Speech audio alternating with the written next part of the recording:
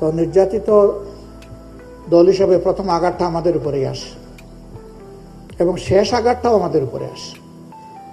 প্রথমে আমাদের নেতৃবৃন্দকে মিথ্যা মামলায় জড়িয়ে একটা ট্রাইব্যুনালে নিয়ে, যেটাকে আমরা বলি জুডিশিয়াল কিলিং, সেটা করা হয়েছে। ব্রিটেনের একটা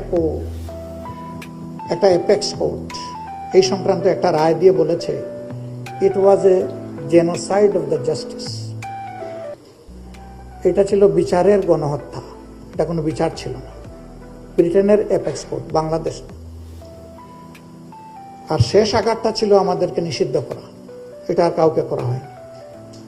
আমরা মুসলিম, আমরা আমাদের 11 জন নেতা হারিয়েছি, শীর্ষ নেতা, আল্লাহ তাদেরকে শহীদ হিসাবে কবুল করে।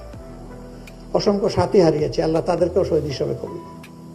অসংখ্য ভাই বোন পঙ্গু হয়েছে, আল্লাহ তাদের সঙ্গী সহায় হোক। এর পাশাপাশি বাংলাদেশ জাতীয়তাবাদী দল তারাও প্রচুর সাথী এবং সহকর্মীকে হারিয়েছে। আমরা যেমন আয়নাগরের শিকার হয়েছি, তারাও হয়েছে।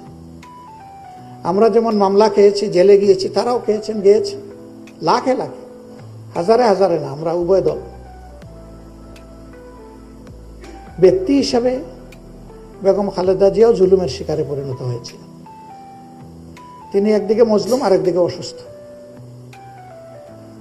দেশ থেকে যাওয়ার আগে আমরা চিন্তা করেছিলাম একটু সাক্ষাৎ হবে, কিন্তু যে কোনো কারণেই হোক সেটি আমরা করতে পারিনি বা হয়ে ওঠেনি। তো ইউরোপ সফরে গিয়েছি, একেবারেই কাছের দেশ বেলজিয়াম। আবার ইউকেতে আমাদের 2 জনের যাওয়ারও দরকার ছিল। আমরা গিয়েছি প্রথমেই উনাকে দেখতে, যে কোনো কাজ শুরু করার আগে লন্ডনে ঢোকার পর। আলহামদুলিল্লাহ আমরা প্রীত যে তারা আমাদেরকে অতি ভালোবাসা এবং সম্মানের সাথে গ্রহণ করেছেন। আমাদের মূল উদ্দেশ্যই ছিল উনাকে দেখা, কিন্তু যেহেতু তিনি অবস্থান করছেন তার বড় সন্তান দলের ভারপ্রাপ্ত চেয়ারম্যানের বাসায়, সেই কারণে তিনিও থাকবেন, এটি স্বাভাবিক। তিনি ছিলেন।